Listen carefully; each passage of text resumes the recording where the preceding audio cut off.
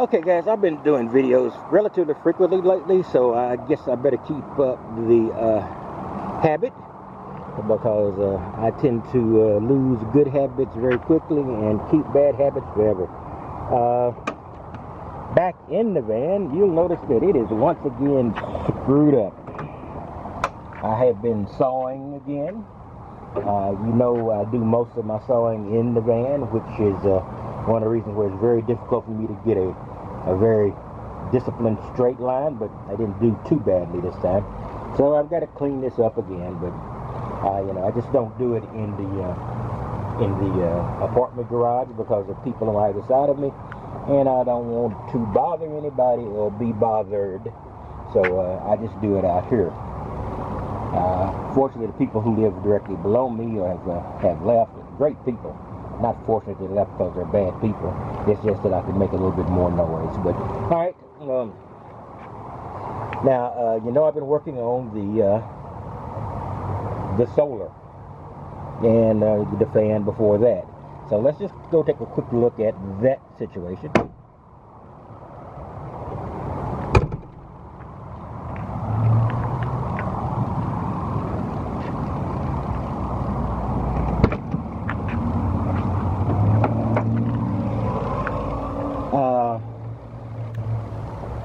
That's the other side of this mess.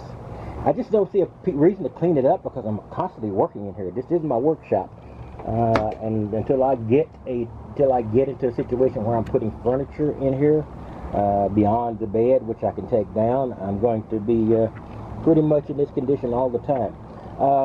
Well, above here, I had a small leak around my fan. I think I showed you when I did the video on the solar panels, if you watched that this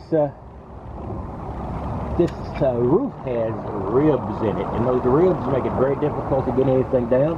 But it rained today, and I have absolutely no moisture at all, and that's thanks to that Eternabond tape that I put around here.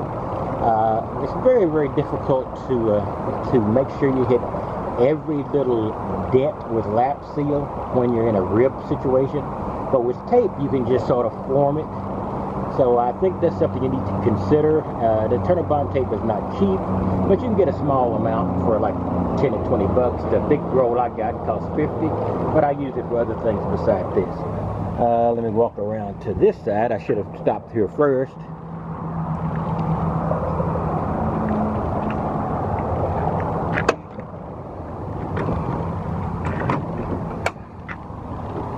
I'm also seeing no leaks from the holes that I bored for the cables for the almost complete solar setup.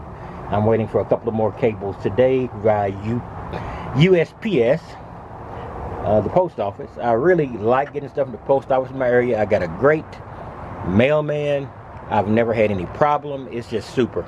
So I know that some people complain about the mail, and you might have reason, but I have had great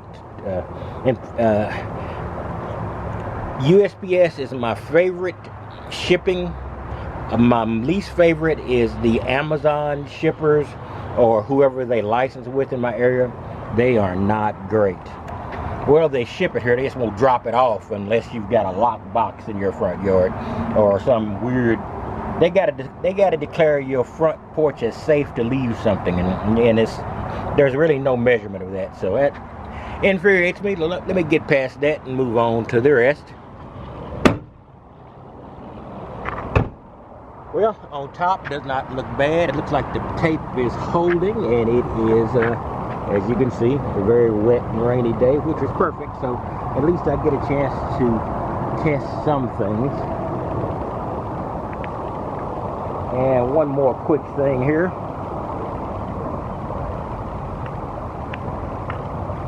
Now this is a mess too because I'm working in here as well. I just cut this board. I'm going to set my AGM batteries, as you see here, up in front. I just got to build a good box for them. Got to keep them stable. I'd rather have the batteries up front than in the back and then hurtling toward my head, unless you're going to actually do a cutout and do some metal work to restrict them, because these things are incredibly heavy. I would put them at about 100 pounds each. Even getting them in this much was not easy, and I'm a relatively big man. I don't have Schwarzenegger in his prime upper body strength, but I can move things pretty good, and it was not fun. But I got a builder box here. You see I've got the foundation here. I just cut this board, which took me a while. That was the reason for the mess in the back. And you also see the blackout curtains. I bought 2 sets of blackout curtains. And one you see some of the sawdust. And I'm going to sort of array them along here and sort of put them really tight to the bulkhead / partition.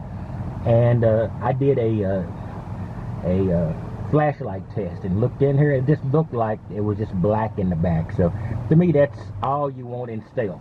All right, that's about where I am now.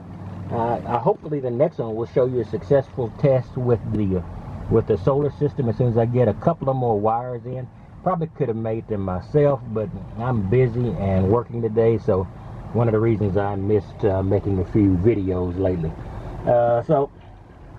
And of course this is my gold 0 here. I'm going to hook that up probably to some type of off the alternator type situation. I've got the material for that too, at least most of it. I won't find out if I got it all until I put it together, and then I have to start ordering or going to buy stuff. And I've got some raw boards here that I'm going to be using to build an enclosure for possibly these batteries and some more stuff I need to build. So things are moving along. I will be back next time and hopefully show you a solar system that is at least moderately functioning. We'll see.